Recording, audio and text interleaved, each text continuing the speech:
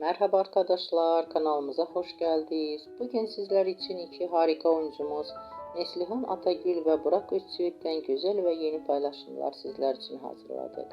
Onlar Kara Sevda dizisinde birlikte rol almış ve herkes tarafından çok beğenilmiştir. Biz de sizler için onların güzel fotolarını hazırladık. Bu videoların devamlı gelmesini istiyorsanızsa kanalımıza abone olup yorum yazmayı unutmayın. Hoşça kalın. Herkese teşekkürler.